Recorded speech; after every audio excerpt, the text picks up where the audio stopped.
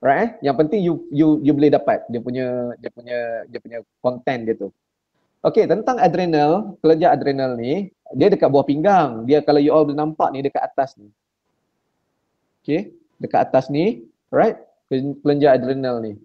So kelenjar adrenal ni dia orang kata apa ya? Dia ada layer. So setiap layer tu dia menghasilkan different hormon. So ada dalam 5 hormon tak silap saya kelenjar adrenal ni boleh hasilkan. Okey, dan salah satunya adalah apa tu? Kelenjar untuk kita sebut epinephrine and norepinephrine. Dulu kita sebut adrenaline. Biasa dengar perkataan adrenaline rush, betul? Alright. Adrenaline tu nama lama. Nama baru dia sekarang epinephrine. Okey. Tak apa, nanti saya tunjuk. Saya rasa saya ada buat link. Yang ni pun tak ada dalam slide asal. Saya buat tambah sikit lah. Okey. Ni saya tambah lah, slide ni saya tambah je. Alright. Ni tak ada dalam slide asal. Saya ambil daripada Google je gambar ni. Okey. Ada beberapa ni hormon-hormon yang dikeluarkan oleh kelenjar adrenal.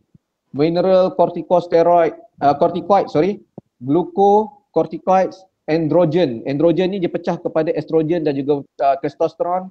Okay, right? And then catecholamines. So dia keluarkan adrenaline lah. Lama-lama adalah adrenaline dan noradrenaline. Nama baru adalah epinephrine. Right?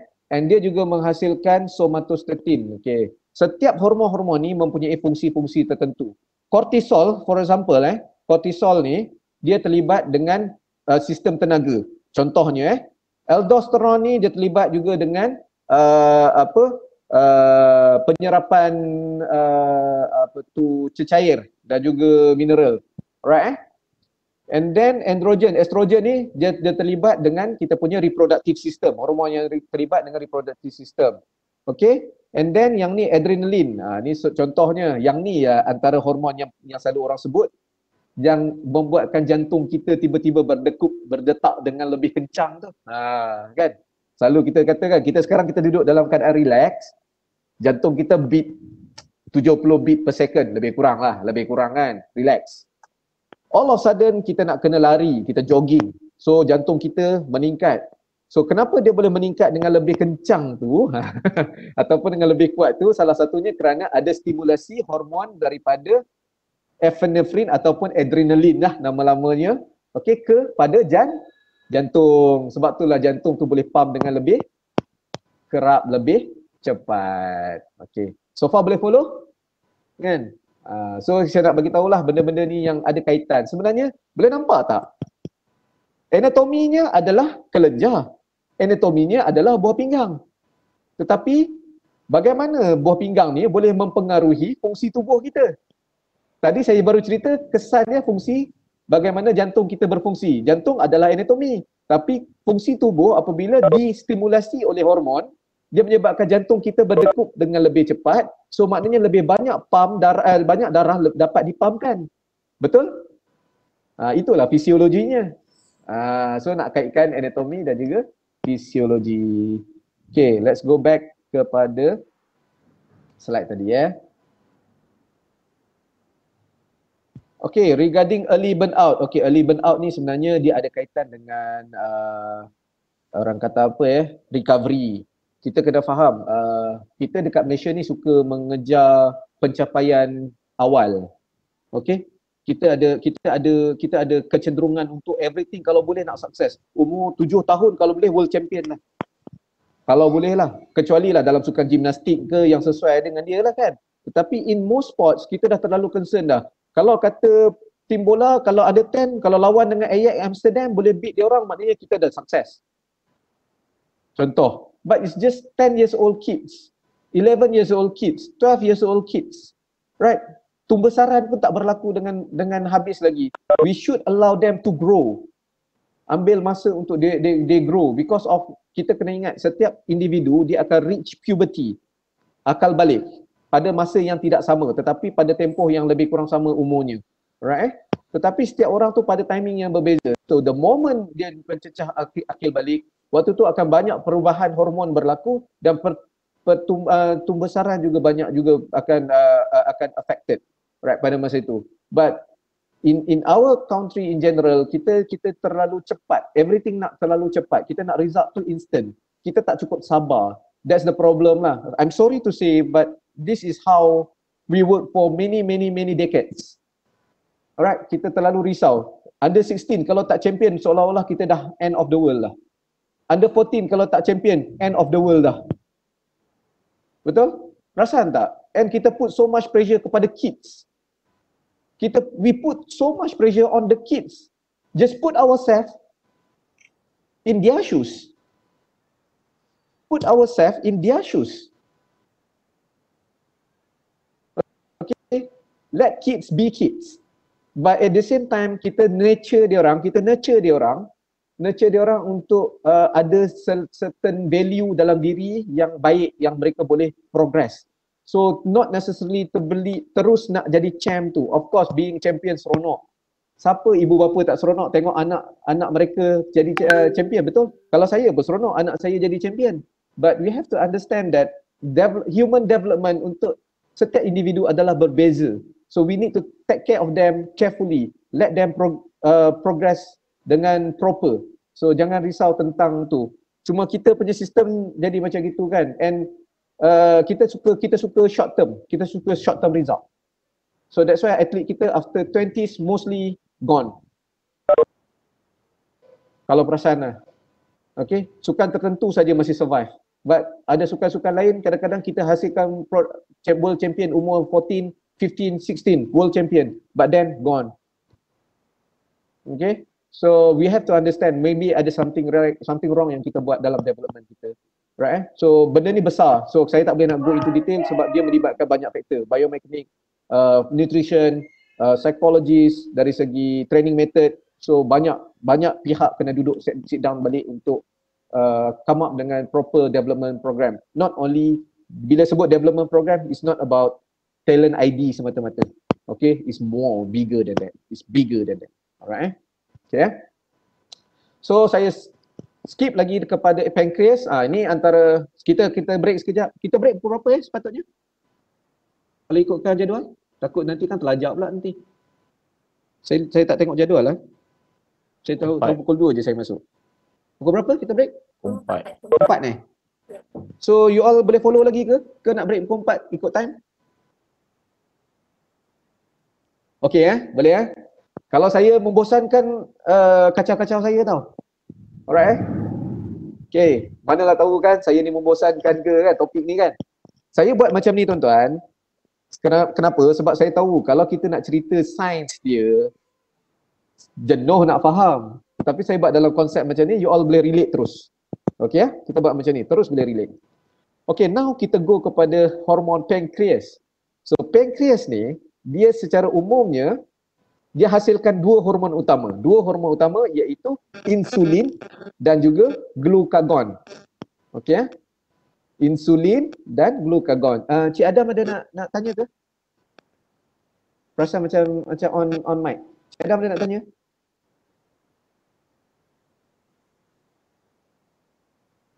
It seems like the mic is on kan? Okey, tak apa. Alright.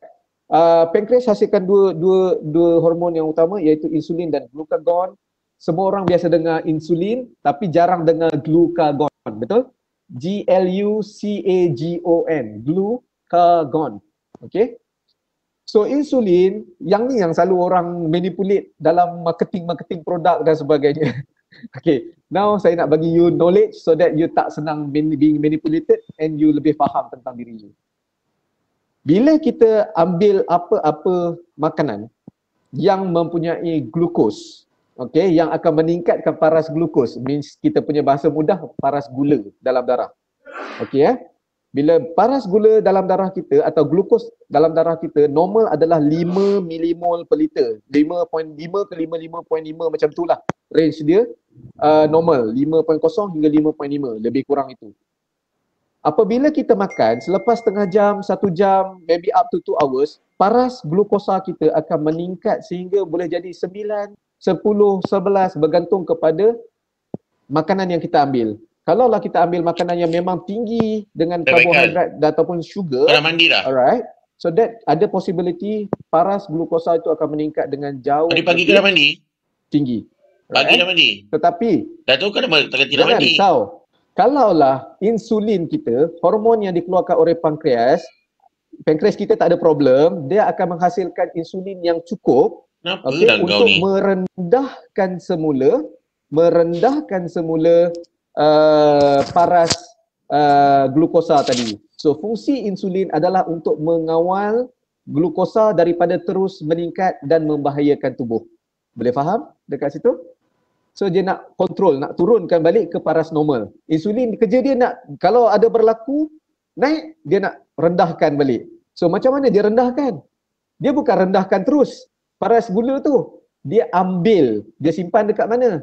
Dia akan simpankan glukosa yang berlebihan tadi daripada paras normal tu, yang lebih-lebih tu ke dalam hati dan juga ke dalam otot. Itu cara dia buat kerja. Alright, insulin. Saya ulang insulin dia buat kerja apabila berlaku peningkatan glukosa dalam aliran darah, okey, dalam peredaran darah.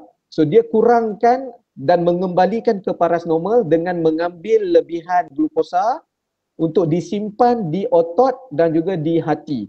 Alright, dua tempat ni dia disimpan. Okey glukosa tu disimpan di dua tempat ni, di otot dan juga di hati. So that sekiranya otot dan hati dah penuh, glukosa dah penuh, bila dia simpan di otot dan hati, nama dia dah bertukar jadi glycogen. Nama glukosa tu dah tukar jadi glycogen sebab dah simpan dalam tu dua tempat tadi. Right? So katakan ada lagi lebihan, setelah dah simpan semua ada lebihan lagi. So lebihan itu akan di-convert menjadi lemak. Okay, sebab itulah orang Malaysia dia kata dia selalu salahkan nasi. Betul? Kita perasan tak orang kita kalau kata nak kurus ataupun kalau orang yang ada masalah obesity, dia kata engkau makan nasi banyak. Engkau banyak makan nasi, kau jangan makan nasi. Kau tak makan nasi, kau okey. Biasa kan? Ayat tu sebenarnya salah. Saya betulkan. Sepatutnya kita kena faham benda ni. Sepatutnya kita kawal pengambilan makanan kita. Kita kena kawal pengambilan nasi kita. Orang suruh makan nasi sebab ia adalah sumber karbohidrat utama yang boleh diperolehi dalam region kita ni. Kita bukan macam Eropah makan pasta. Tuan-tuan perempuan sanggup makan pasta hari-hari? Saya tanya. Jawab soalan saya. Kalau dapat free. Pagi, dapat free makanlah. Tak boleh tahan kan? Tak boleh tahan. Hari-hari telan pasta. Carbonara, malam bolognese. Tengah hari carbonara, malam bolognese. Try tengok tuan-tuan. Kita roti canai campur teh tarik. Kita mesti ada juga benda-benda tu. So my point is, it's not because of the nasi. The problem is we consume too much nasi. So cut the intake. Control the intake. That's the truth. That's the right way. Okay? Kenapa? Kita salahkan nasi. Kita lupa kita minum air kok. Contohnya lah, contoh. Kan? Right? Okay. So, my point is insulin dia buat satu dinding je dulu untuk kontrol. Jangan buat yang lain dulu, satu je dulu. And then the glucagon, another one hormon yang dihasilkan adalah untuk meningkatkan paras glukosa. Insulin menurunkan paras glukosa ke paras normal. Glucagon mengembalikan paras glukosa ke paras normal kalau sekiranya berlaku penurunan. Contoh, kita on diet lah kononnya, tetapi on diet yang salah. Kita tak makan. Itu tak makan ni. So that kita punya pemakanan sangat sedikit. Kita mungkin ambil coki-coki satu dengan biskut 4 segi tu sekeping. Itu saja untuk siang hari. And then kita minum air kosong saja. You just imagine if you do that on daily basis, your punya blood glucose level will be very low. Okay? So, bila blood glucose level rendah, hormon glucagon akan dikeluarkan oleh pankreas untuk ditingkatkan balik paras glukosa itu kepada paras normal. Macam mana dia nak tingkatkan? Dia breakdownkan dia pecahkan balik glycogen yang telah disimpan dalam hati dan juga otot tadi tu yang ada tu untuk keluarkan, untuk top up dalam peredaran darah. So maknanya daripada storage glukos kita dalam otot dan hati, terkeluarkan masukkan dalam peredaran darah, So paras glukosa dalam darah akan kembali meningkat ke paras normal. Okey, itu fungsi glukagon. Boleh faham dekat situ, tuan-tuan? Boleh follow? Okey ya? So, saya nak ada soalan? Saya ada satu soalan. Okey, silakan. Okey, kalau Cik macam insulin dengan glukagon ni kalau dia tak function dengan baik, dia akan efek hormon leptin dengan ghrelin juga. Okey. Ya, ghrelin ni dia pasal dia ada kaitan dengan kita punya selera lah. Kan? Dia ada kaitan dengan kita punya selera makan. So yang tu another story lah. Okey, that's another story. Sebabnya dia yang tu dia lebih kepada kita punya sense of rasa nak makan. Tetapi pankreas dia hanya concentrate kepada paras glukos sahaja. Okey? Dia hanya concentrate kepada paras glukos sahaja. So maknanya kalaulah katakan kita nak exercise. Okay, now kita normal. Kita normal. Tadi saya bagi cerita sekejap ada macam ada chat saya habiskan dulu Saya bagi habis tu saya akan kembali ke chat. Okay. Katakanlah sekarang kita normal, kita tak ada masalah makanan ke apa, kita tak ada masalah high blood sugar ke, kita tak ada low blood sugar ke, kita normal. But now kita nak exercise. Betul? Kita nak exercise. Right petang ni lah, katakan petang ni kita nak pergi jogging, let's say half marathon kan, contohnya buat 20 km half marathon lari, contoh 21 km lari. So now kita perlu gunakan tenaga yang banyak, betul? So that bila kita guna tenaga yang banyak daripada especially sumber glukos kita, means that kita punya paras glukos normal kita akan makin lama makin menyusut. Tapi kita tak boleh benarkan ia terus menyusut, sebab kalau menyusut sangat banyak dia membahayakan keselamatan kita. Alright, termasuk otak punya function. So, apa yang pankreas buat ialah pankreas mengeluarkan hormon glukagon untuk breakdownkan glycogen ataupun simpanan glukos dalam otak dan hati tadi untuk keluar dan kembali ke dalam peredaran darah. So that kita punya paras glukos sentiasa normal atau lebih sikit daripada normal. Lebih sikit waktu exercise itu biasa. Itu biasa. Ketika exercise, paras glukos kita meningkat daripada normal, itu biasa. Sebab badan kita ketika itu dia memberi isyarat bahawa we need the energy. Kita perlukan sumber tenaga. So that's why paras glukosa ketika exercise slightly tinggi daripada normal. Itu normal. Okay? Itu normal. Right, saya kembali kepada chat. Okey, sejauh mana sistem endokrin ini memainkan peranan dalam pertumbuhan kanak-kanak yang aktif dalam sukan? Okey, sebenarnya sistem endokrin ni dia wujud daripada budak-budak tu kecil lagi. Beza dia kematangan sistem tu sahaja. Alright? Tetapi endokrin ni yang melibatkan pertumbuhan kanak-kanak adalah dekat thyroid. Okey, thyroid. Yang lain-lain tu fungsi dia fungsi biasa sahaja. Sebab setiap kelenjar ada fungsi-fungsinya. Tapi yang related dengan pembesaran okey adalah dekat thyroid. Alright So Aldrian, you punya question adalah in terms of using fat as fuel, how does that work physiologically? Okay. So soalan ni ada related dengan nutrition, especially those yang mengamalkan pendekatan keto.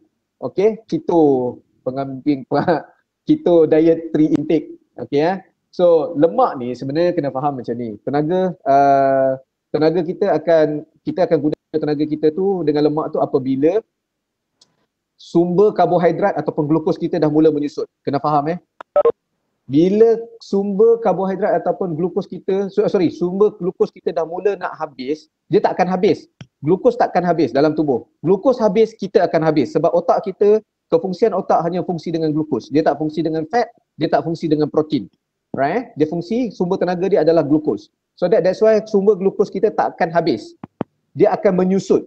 So bila dia menyusut, barulah top up penggunaan tenaga daripada lemak. Okay ketika exercise. So that untuk menyusutkan sumber glukos, dia ada beberapa kaedah. Kalaulah setakat lari anak untuk tempoh 15 minit, 20 minit, jangan mimpi kita guna lemak tu. So lemak tu tak guna pun, dia ada je dalam tubuh kita. Alright, dia adalah kaedah-kaedahnya. Alright, untuk kita susutkan paras glukosa tu dulu. Okay, so kecuali you memang mengamalkan keto diet, apabila you mengamalkan keto diet, definitely you akan ambil karbohidrat sangat sedikit. Sebab orang yang mengamalkan keto diet, dia tak ambil karbohidrat. Dia punya understanding ialah bila lebih banyak sumber tenaga daripada lemak, itu saja yang tinggal dalam badan atau banyak dalam badan, kita akan guna yang tu saja. So memang betul kita badan akan guna lemak sebab itu saja yang ada. Sumber karbohidrat sangat sedikit. So dia kena reserve untuk function sistem otak dan saraf kita. So kita tak ada pilihan lain dari menggunakan lemak. Point saya mudah saja. Walaupun from physiologically ia tidak mustahil, tetapi kenapalah kita seksa tubuh kita? Itu soalan saya. Kenapa kita seksa sistem fisiologi tubuh kita yang sebenarnya boleh function properly bila cukup sumber glukos? Itu point saya. Alright? Okay. Nur Wahyu kata, adakah jika jumlah hormon yang berlebihan boleh merosakkan rangsangan fungsi tisu atau organ? Okay, macam ni. Hormon ni, dia ada orang kata apa, inhibitor ataupun macam Swiss. Kalau dia dah mula berlebihan dan tak perlu lagi digunakan, dia akan keluarkan, badan akan keluarkan hormon lain untuk matikan dia atau stopkan dia. Okey, dia akan contoh, saya bagi contoh Sekejap, saya bagi contoh dengan ini. Kita balik kepada slide yang pasal kelenjar tadi tu. Okay. Right. Saya bagi contoh dekat slide ni, saya dah tunjuk contoh lagi ke slide yang ini. Ni saya dah prepare awal sebab saya menjangkakan dah soalan-soalan ni akan keluar. Okey boleh nampak tak hypothalamus? Boleh nampak pituitary gland? Right? So that hypothalamus ni akan keluarkan hormon yang merangsangkan pituitary gland menghasilkan hormon pembesaran, growth hormone. So apabila growth hormone ni makin meningkat, okay, kita boleh nampak ni increase dan dia tak boleh sentiasa tinggi. Sampai satu masa bila dia dah cukup dan dah tak perlu lagi atau berlebihan, okey, kita perlu menghentikan dia. So macam mana kita hentikan dia? Hypothalamus ni dia akan rangsang buah pinggang kita ni dekat page yang dekat yang ni, okey, dekat kelenjar ni untuk keluarkan somatostatin. So balik kepada page yang tadi. So bila somatostatin ni keluar, dia akan buat apa? Okey, dia akan menghentikan signal dekat pituitary gland ni. Dia akan pergi dekat sini. Dia kata, okay, stop, jangan keluarkan lagi hormon tu. Okay, dan function dia dah habis lah. Once dia dah buat function kerja dia habis lah, dia gone lah. Kan? Dia dah digunakan untuk menghentikan penghasilan growth hormone. So senang cerita, hormon-hormon ni dia bukan setakat fungsi dia untuk menyebabkan sesuatu berlaku. Dia juga boleh menyebabkan sesuatu tu berhenti. Boleh faham dekat situ? Puan Wahyu? Jika terlebih atau terkurang rembesan hormon akan menyebabkan, sekejap saya baca Jika terlebih atau terkurang rembesan hormon akan menyebabkan efek kepada pertumbuhan. Okey. Okey, kita kena tengok macam ni. Betul yang poin saya cakap tadi. Sekiranya berlaku kelebihan, kalaulah ada hormon lain boleh kontrol dia, so lebihan itu akan kembali kepada normal. Yang jadi masalah dia, okey, jawapan ni yang menjadi masalah apabila hormon tu keluar berlebihan dan secara normalnya ia tidak kembali kepada paras normal. Yang kita panggil terma dalam sains kita panggil homeostasis. Okey, apabila tidak berlaku keseimbangan itu yang membuatkan kegagalan organ tertentu. Boleh faham dekat situ Okey, nama-nama ni ada keluar exam? Tak ada. Saya nak bagi you all faham. Okey So Puan Wahyu boleh faham poin saya dekat situ?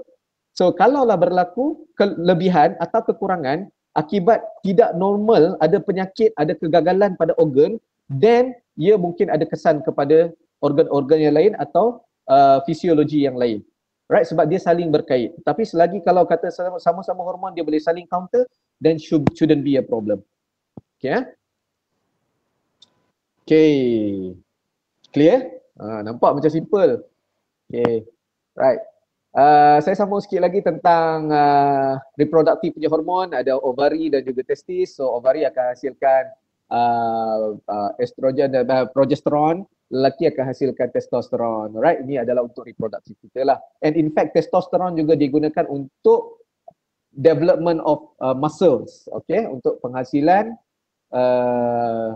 tisu otot. Sebab tu lah kita tengok ada setengah orang menyalahgunakan boleh kan ada orang menyalahgunakan testosteron, dia ambil pil ke atau injek ke hormon testosteron untuk membentuk ataupun meningkatkan pembentukan tisu otot, alright so that panjang lebar saya cerita dekat part ni, right tapi benda ni sebenarnya menarik sebab you all boleh nampak macam mana dia boleh berkait dengan kehidupan dan juga berkait dengan amalan ataupun pelaksanaan dalam sukan. Tapi saya kata testosteron boleh meningkatkan sumber jisim otot tu, kena faham biarlah berlaku secara natural bukannya secara paksaan. Okay? Right. Okay, Puan Awayu ada something to say?